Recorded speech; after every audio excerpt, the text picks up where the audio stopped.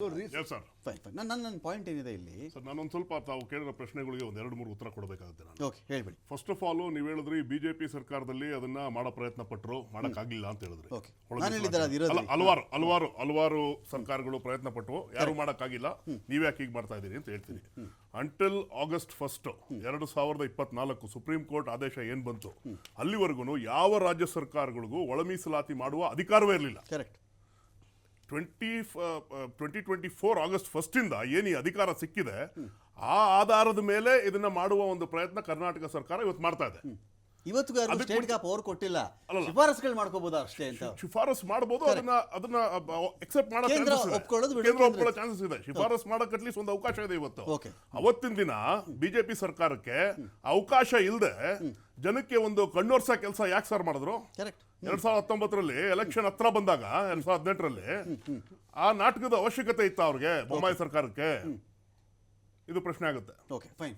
ಇದೀಗ ವೆಂಕಟೇಶ್ ದೊಡ್ಡೇರಿ ಅವರು ನಮ್ಮ ಜಾಯ್ನ್ ಆಗಿದ್ದಾರೆ, ಬಿಜೆಪಿಯ ವಕ್ತಾರರು. ವೆಂಕಟೇಶ್ ದೊಡ್ಡೇರಿ ಅವರೇ, ನನ್ನ ಪಾಯಿಂಟ್ ಇಲ್ಲಿ ಯಾರಿಗೂ ಅಧಿಕಾರಗಳೇ ನೆಟ್ಟಿಗಿಲ್ಲದೆ ರಾಜ್ಯಗಳಿಗೆ ನಾನು ಅವರ ಪ್ರಯತ್ನವನ್ನು ಅಲ್ಲಗಳಿತಾ ಇಲ್ಲ, ಅವರ ಪ್ರಯತ್ನಗಳ ಬಗ್ಗೆ ನನ್ನ ತಕರಾರು ಇಲ್ಲ. ಆದರೆ ಜನಗಳ ವಲಯದಲ್ಲಿ ಒಬ್ಬ ಕಾಮನ್ ಮ್ಯಾನ್ ದೃಷ್ಟಿಯಿಂದ ಈಗ ಒಬ್ಬ ಮುಖ್ಯಮಂತ್ರಿ ಎದ್ದು ನಾನು ಸರ್ವೆ ಮಾಡಿಸ್ತೀನಪ್ಪ ಅಂತಾರೆ, ನಾನು ರಿಪೋರ್ಟೇ ಕೊಟ್ಟುಬಿಡ್ತಾ ಇದ್ದೀನಿ ಅಂತಾರೆ, ನಾನು ಜಾರಿನೇ ಮಾಡಿಬಿಡ್ತೀನಿ ಅಂತಾರೆ. ಬೊಮ್ಮಾಯಿ ಅವರೇ ಉದಾಹರಣೆ. ಬಸವರಾಜ ಬೊಮ್ಮಾಯಿ ಅವರು ಮುಸ್ಲಿಂ ಮೀಸಲಾತಿ ರದ್ದು ಮಾಡ್ತಾ ಇದ್ದೀನಿ, 4% ಒಳ ಮೀಸಲಾತಿಯನ್ನು ಕೊಡ್ತಾ ಇದ್ದೀನಿ SC ST ಗಳಿಗೆ ಅಂತ ಹೇಳಿದ ತಕ್ಷಣ ಸಮುದಾಯಗಳಲ್ಲಿ ಎಲೆಕ್ಷನ್ ಬೇರೆ ಹತ್ತಿರ ಇತ್ತು, ಒಂದು ನಂಬಿಕೆ ಜಾರಿ ಆಗೇ ಬಿಡುತ್ತೆ ಅಂತ. ಅವ್ರಿಗಿದು ಕೇಂದ್ರಕ್ಕೆ ಹೋಗಬೇಕು, ಶಿಫಾರಸ್ಸಾಗುತ್ತೆ, ಸುಪ್ರೀಂ ಕೋರ್ಟಲ್ಲಿ ನಾಳೆ ದಿನ ಕ್ವಶನ್ ಮಾಡಿದ್ರೆ ಇದು ಹೋಲ್ಡ್ ಆಗುತ್ತೆ, ಇದರ ಅರಿವು ಎಲ್ರಿಗೂ ಇರಬೇಕು ಅಂತೇನಿಲ್ಲ. ಸುಮ್ಮನೆ ಜನಗಳ ಎದುರುಗಡೆ ಆಡೋ ನಾಟಕಗಳ ಇವೆಲ್ಲ ನಿಮ್ಮದು. ನಾಟಕ ಆಡ್ಕೊಂಡು ಬರೋದು 5 ವರ್ಷಕ್ಕೊಂದು ನಾಟಕಗಳು. ತಾವು ಒಳ ಮೀಸಲಾತಿ ಬಗ್ಗೆ ಕೇಳ್ತಾ ಇದ್ದೀವಿ. ಹೌದು, ಒಳ ಮೀಸಲಾತಿ ಹೋರಾಟ ಸುಮಾರು 30 ವರ್ಷಗಳ ಹೋರಾಟ. ತದನಂತರ ಆಂಧ್ರ ಪ್ರದೇಶದಲ್ಲಿ ಪ್ರಾರಂಭ ಆಗಿ ಕರ್ನಾಟಕದಲ್ಲಿ ಅದು ಹೋರಾಟ ಪಂಜಾಬಲ್ಲಿ ದೊಡ್ಡ ಮಟ್ಟಕ್ಕೆ ಆಯಿತು, ಪಂಜಾಬ್ ಆಂಧ್ರಕ್ಕೂ ಬಂತು. ನಡೆದಂಥ ಸಂದರ್ಭದಲ್ಲಿ ಸನ್ಮಾನ್ಯ ಶ್ರೀ SM ಕೃಷ್ಣ ಅವರು ಮುಖ್ಯಮಂತ್ರಿಗಳ ಸಂದರ್ಭದಲ್ಲಿ ಒಂದು ನಮ್ಮ ನ್ಯಾಯಮೂರ್ತಿ ಸದಾಶಿವ ಆಯೋಗವನ್ನು ನೇಮಕ ಮಾಡಿದರು. ತಮಗೆ ಗೊತ್ತಿರಲಿ, ಸದಾಶಿವ ನೇಮಕ ಮಾಡಿದಂಥ ಸಂದರ್ಭದಲ್ಲಿ ಸದಾಶಿವ ಅವರೇ ಒಂದು ಲೆಟರ್ನ ಬರೆದು ರಾಜ್ಯ ಸರ್ಕಾರಕ್ಕೆ, ನನಗೆ ಇದುವರೆಗೂ ಒಂದು ಚೇರು ಟೇಬಲ್ ಕೊಟ್ಟಿಲ್ಲ, ನಾನು ರಿಸೈನ್ ಮಾಡ್ತಾ ಇದ್ದೀನಿ, ದಯವಿಟ್ಟು ವಾಪಸ್ ನನ್ನ ಬಿಟ್ಬಿಡಿ ಅಂತ ಹೇಳುವಂಥ ಸ್ಥಿತಿ. ತದನಂತರದಲ್ಲಿ ಮಾನ್ಯ ಯಡಿಯೂರಪ್ಪನವರು ಬಿಜೆಪಿ ಸರ್ಕಾರ ಬಂದಂಥ ಸಂದರ್ಭದಲ್ಲಿ ಸುಮಾರು 12 ಕೋಟಿ ರೂಪಾಯಿಗಳನ್ನು ಕೊಟ್ಟು ಅದನ್ನ ಇಡೀ ಒಂದು ವೈಜ್ಞಾನಿಕವಾಗಿ ವರದಿಯನ್ನು ತಯಾರಿಸಿ ವರದಿಯನ್ನು ಕೊಟ್ಟಂಥದ್ದು ಭಾರತೀಯ ಜನತಾ ಪಕ್ಷ. ಧರ್ಮಸಿಂಗ್ ಅವರು CM ಆಗಿದ್ದಾರೆ, ಯಾರು ಒಂದು ಪೈಸಾ ಕೊಟ್ಟಿಲ್ಲ. On record I making my submission with all the my consciousness. Okay, 12 ಕೋಟಿ ರೂಪಾಯಿಗಳನ್ನು ಸನ್ಮಾನ್ಯ ಶ್ರೀ ಯಡಿಯೂರಪ್ಪನವರು ಕೊಟ್ಟು ಸಂಪೂರ್ಣವಾದ ಈ ಸದಾಶಿವ ವರದಿಯನ್ನು ಮಾಡಿದಂಥದ್ದು. ಕೆಲವಾರು ಕಾರಣಗಳಿಂದ ಕಾಂಗ್ರೆಸ್ ಒಪ್ಕೊಳ್ಳಿಲ್ಲ, ಕೆಲವಾರು ಕಾರಣಗಳಿಂದ ಬಿಜೆಪಿನೂ ಒಪ್ಕೊಳ್ಳೋಕ್ಕಾಗಲಿಲ್ಲ. ತದನಂತರದಲ್ಲಿ ಬಂದಂಥ ಬೊಮ್ಮಾಯಿ ಸರ್ಕಾರ ಸನ್ಮಾನ್ಯ ಶ್ರೀ ಮಾಧುಸ್ವಾಮಿ ಅವರ ಒಂದು ವರದಿಯನ್ನು ಆಧರಿಸಿ, ಯಾಕಂದ್ರೆ ಯಾವಾಗ ನೀವು ಸದಾಶಿವ ಆಯೋಗವನ್ನು ಒಪ್ಕೊಳ್ಳಿಲ್ಲ, ಹೊಸದೊಂದು ಡಾಟಾವನ್ನು ಕಲೆಕ್ಟ್ ಮಾಡಿ ನ್ಯಾಯಮೂರ್ತಿ NY ಹನುಮಂತಪ್ಪನವ್ರದ್ದು ಏನೂ ಆಗಲಿಲ್ಲ, HC ಬಾಲಕೃಷ್ಣ ಅವ್ರದ್ದು ಏನೂ ಆಗಲಿಲ್ಲ, ಅವರಿಬ್ಬರದ್ದು ಆದ್ಮೇಲೆ ಬಂದಂತ ಸದಾಶಿವ ಆಯೋಗ, ಅವರಿಬ್ಬರದ್ದು ಪ್ರಯತ್ನಗಳು ಇಲ್ಲ, ಅವ್ರಿಗೆ ಟೇಬಲ್ ಇಲ್ಲ, ಕುರ್ಚಿನೂ ಇಲ್ಲ ಅಂತ. ಹೌದು, ಅವರು ಇಲ್ಲಿ ಬರಕ್ಕೆ ಒಪ್ಕೊಂಡಿಲ್ಲ ಅವರು. ಸೊ ಹಾಗಾಗಿ ಮೊನ್ನೆ ಜಸ್ಟಿಸ್ ಸದಾಶಿವ ಸಾಹೇಬರು ಬಂದ್ರು, ಆದ್ರೆ ಅವ್ರಿಗೆ ಒಂದು ಟೇಬಲ್ ಚೇರ್ ಕೊಟ್ಟಿಲ್ಲ. ಅವ್ರು ಬಿಟ್ಟು ಹೋಗ್ತೀನಿ ಅಂತ ಸಂದರ್ಭದಲ್ಲಿ ನಮ್ಮ ಬಿಜೆಪಿ ಸರ್ಕಾರ ಬಂತು. ನಾನಾಗ್ಲೇ ಹೇಳಿದೆ, 12 ಕೋಟಿ ರೂಪಾಯಿ ಕೊಟ್ಟದ್ದು ಸಮಗ್ರವಾಗಿ ವೈಜ್ಞಾನಿಕವಾಗಿ ಮಾಡದಂಥದ್ದು ನಮ್ಮ ಭಾರತೀಯ ಜನತಾ ಪಾರ್ಟಿ. ಅದನ್ನು ತಾವು ವೆರಿಫೈ ಮಾಡ್ಬೋದು ರೆಕಾರ್ಡ್ಸ್. ತದನಂತರದಲ್ಲಿ ಕೆಲವು ಕಾರಣಗೋಸ್ಕರ ಕಾಂಗ್ರೆಸ್ಸಲ್ಲೂ ಅಕ್ಸೆಪ್ಟ್ ಮಾಡೋಕ್ಕಾಗಲಿಲ್ಲ, ಬಿಜೆಪಿಲೂ ಮಾಡೋಕ್ಕಾಗಲಿಲ್ಲ. ಕೆಲವು ಕಾರಣಗಳು ಅಂದ್ರೆ ಏನದು? ಕೆಲವು ಕಾರಣಗಳಲ್ಲಿ ನೋಡಿ, ಅವಾಗ ನೀವು ಏನ್ ಗೊತ್ತಾ, ಯಾವ ವಿಷಯ ಜನಕ್ಕೆ ಹೇಳ್ಬೇಕು ಅದನ್ನ ಹೇಳಲ್ಲ. ಈಗ ಕಾರಣಾಂತರಗಳಿಂದ ಕಾಂಗ್ರೆಸ್ ತಾಂತ್ರಿಕವಾಗಿ, ವೈಜ್ಞಾನಿಕವಾಗಿ, ಸಾಮಾಜಿಕವಾಗಿ ತಿಳಿಸ್ಬೇಡಿ. ಕರ್ನಾಟಕದ ಕೆಲವು ಕಾರಣ ನೇರವಾಗಿ ಹೇಳ್ಬೇಕು. ಇವರು ಕೊಟ್ರೆ ಅವರು ವಿರೋಧ ಕಟ್ಕೋತೀವಿ, ಅವರು ಕೊಟ್ಟರೆ ವಿರೋಧ ಕಟ್ಕೋತೀವಿ. ರಾಜಕೀಯ ಕಾರಣ, ಎಲೆಕ್ಷನ್ ಟೈಮ್ ಅಲ್ಲಿ ಇದಾಗಲ್ಲ, ರಾಜಕೀಯ ಕಾರಣಗಳಿಗೋಸ್ಕರ ಈಗ ಮಾಡ್ಬಿಡ್ತಾರ, ಸಿದ್ದರಾಮಯ್ಯ ಮಾಡ್ಬಿಡ್ತಾರ. ನನಗೆ ಅವಕಾಶ ಕೊಡಿ, ಹೇಳ್ತೀನಿ.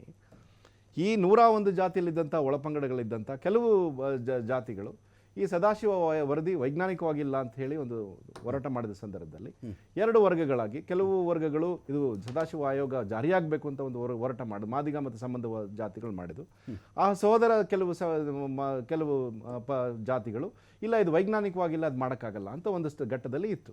ತದನಂತರದಲ್ಲಿ ಬಂದಂಥ ಬಿಜೆಪಿ ಸರ್ಕಾರ ಮಾಧುಸ್ವಾಮಿ ಅವರ ನೇತೃತ್ವದಲ್ಲಿ ಮಾಡಿ 4, 6, 2, 1 ಮಾಡಿ ಅದೊಂದು ಫಾರ್ಮುಲಾ ಮಾಡಿ ಒಂದನ್ನು ಮಾಡಿದ್ದು.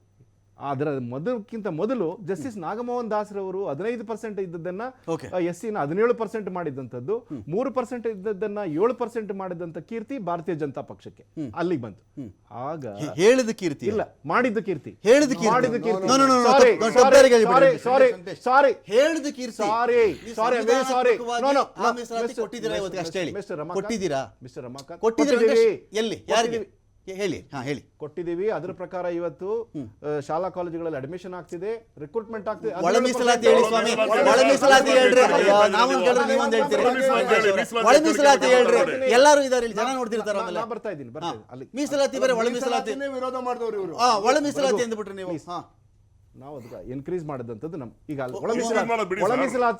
ಒಳ ಮೀಸಲಾತಿ ಫಾರ್ಮುಲಾನ ನಾವು ಅದಕ್ಕೆ ಕಳಿಸಿ ನಾವು ಸಿಗ್ನೇಚರ್ ಮಾಡಿ ಕೇಂದ್ರಕ್ಕೆ ಕಳಿಸ್ಕೊಡುವಂತ ಪ್ರಯತ್ನ ಮಾಡಿದೆವು. ಅದನ್ನ ಹೇಳಿ. ಅದನ್ನ ಹೇಳಿ ತಿರ್ಚಬಾರ್ದು ಈ ವಿಷಯಗಳನ್ನ ವೆಂಕಟೇಶ್ ಅವರೇ. ಅದನ್ನ ಹೇಳಿ ನಾನು ತಕರಾರಿಲ್ಲ, ನಾನು ತಕರಾರು ಮಾಡಲ್ಲ. ಅದಕ್ಕೆ 11ನೇ ಜನಗಣತಿ ಮೇಲೆ ಆಧಾರದ ಮೇಲೆ ಮಾಡ್ತೀರಿ ನೀವು. ಸ್ವಾಮಿ, First of ನನಗೆ all, ಮಾತಾಡ್ಲಿಕ್ಕೆ ಅವಕಾಶ ಕೊಡಿ, ಮಾತಾಡಿ. ನನಗೆ ಅವಕಾಶ ಕೊಡಿ, ಆಮೇಲೆ ನೀವೇನು ಹೇಳ್ಬೇಕು ಮಾತಾಡಿ. ಹೇಳಿ. ಅಲ್ಲ, ನೀವು ತಪ್ಪು ಅರ್ಥ ಆಯ್ತಾ? ಮಾತಾಡ್ದಾಗ ನಾವು ನಾನು ನಮ್ಗೆ ತಪ್ಪಲ್ಲ, ಗೊತ್ತಿದ್ದು ತಪ್ಪು ಹೇಳ್ಬೇಕು ಮಾತಾಡೋದು ನಾವು. ನನ್ನ ಮಾತಾಡೋದ್ ಮೇಲೆ ಹೇಳಿ. ಎವ್ರಿ ವರ್ಡ್ ನಾನು ಮಾತಾಡೋದು ನನಗೆ ಸಂಪೂರ್ಣ ಮಾಹಿತಿ ಇದೆ. ಓಕೆ, ಎಲ್ಲ ರೆಕಾರ್ಡ್ ಆಗ್ತದೆ ಬಿಡಿ. ಆಗ್ಲಿ, ವೆರಿಫೈ ಮಾಡಿ ಓಕೆ. ದಯವಿಟ್ಟು. ಕೇಂದ್ರಕ್ಕೆ ಕಳಿಸ್ಕೊಡುವಂತ ಪ್ರಯತ್ನ ಆಯಿತು ಬಿಜೆಪಿ ಸರ್ಕಾರ. ಆಗ ಈ ಆದೇಶ ಬಂದಿದ್ದು ಸುಪ್ರೀಂ ಕೋರ್ಟ್ ಏನು ಇ.ವಿ. ಚೆನ್ನೈನವರ ಕೇಸ್ ಇನ್ನು 2004 ಇದ್ದಂತ ಪ್ರಕರಣ, ವರ್ಸಸ್ ಆಂಧ್ರ ಸ್ಟೇಟ್ ದೇವಿಂದರ್ ಸಿಂಗ್ ಮತ್ತೆ ಪಂಜಾಬ್ ಹರಿಯಾಣ ಸ್ಟೇಟ್ದು ಸುಪ್ರೀಂ ಕೋರ್ಟ್ನ ಸಂವಿಧಾನಿಕ ಪೀಠಕ್ಕೆ ಬಂದು ಅರುಣ್ ಮಿಶ್ರಾ ಅವ್ರು ಏನು ಹೇಳಿದ್ರು, ಬಲಾಢ್ಯರೇ ಇರ್ತಕ್ಕಂಥ ಈ ಒಂದು ಎಲ್ಲ ಸೌಲಭ್ಯಗಳನ್ನ ತಗೊಳ್ತಿದ್ದಾರೆ, ಸಣ್ಣ ಸಣ್ಣ ಜಾತಿಗಳಿಗೆ ಸಿಗ್ತಾ ಇಲ್ಲ. ನಮ್ದು 5 ಪಂಚಪೀಠ ಇತ್ತು, ಮತ್ತೆ ಸಂತೋಷ್ ಹೆಗಡೆ ಅವ್ರದ್ದು ಪಂಚಪೀಠ 5 ಇತ್ತು, ಅದಕ್ಕೋಸ್ಕರ ಇದನ್ನು 7 ಪೀಠಕ್ಕೆ ವರ್ಗಾವಣೆ ಮಾಡಿ ಅಂತ ಹೇಳಿದ ಸಂದರ್ಭದಲ್ಲಿ 7 ಪೀಠ ಅದನ್ನು ವರ್ಗಾವಣೆ ಮಾಡಿದ ಸಂದರ್ಭದಲ್ಲಿ ಭಾರತದ ಪ್ರಧಾನಮಂತ್ರಿಗಳು ತೆಲಂಗಾಣದಲ್ಲಿ ಹೈದರಾಬಾದ್ ನಡೆದಂಥ ಒಂದು ಬಂದಲ್ಲಿ ಈ ಸಮಾಜಕ್ಕೆ ಅನ್ಯಾಯ ಆಗಿದೆ, ನಾನು ಈ ಸಮಾಜದ ಪರವಾಗಿ ಇರ್ತೀನಿ ಅಂತ ಹೇಳಿ ಕೇಂದ್ರ ಸರ್ಕಾರದಿಂದ ಅಫಿಡವಿಟ್ ಹಾಕಿ ಮಾಡಿದಂಥ ಸಂದರ್ಭದಲ್ಲಿ 1/8/2020 ಒಂದು ಆದೇಶ ಬಂತು. ಬಂದಂಥ ಸಂದರ್ಭದಲ್ಲಿ ಆ ಆದೇಶದಲ್ಲಿ ಸ್ಪಷ್ಟವಾಗಿ ಹೇಳಲಾಗಿತ್ತು ಏನಂದ್ರೆ, ಆಯಾಯ ರಾಜ್ಯಗಳಿಗೆ ಒಳ ಮೀಸಲಾತಿಯನ್ನು ಕೊಡುವ ಅಧಿಕಾರ ಇದೆ, ಒಳ ಮೀಸಲಾತಿಯನ್ನು ಕೊಡುವಂಥ ಅಧಿಕಾರ ಅವ್ರಿಗಿದೆ. ಅದಕ್ಕೋಸ್ಕರ ಇದೇನು 341 ಅಮೆಂಡ್ಮೆಂಟ್ ಮಾಡುವಂಥ ಅವಶ್ಯಕತೆ ಇಲ್ಲ ಅಂತ ಹೇಳಿ ಬಂತು. ಅದಕ್ಕೋಸ್ಕರ ಚರ್ಚೆ ಮತ್ತೆ ಮುಂದುವರಿಸಿ.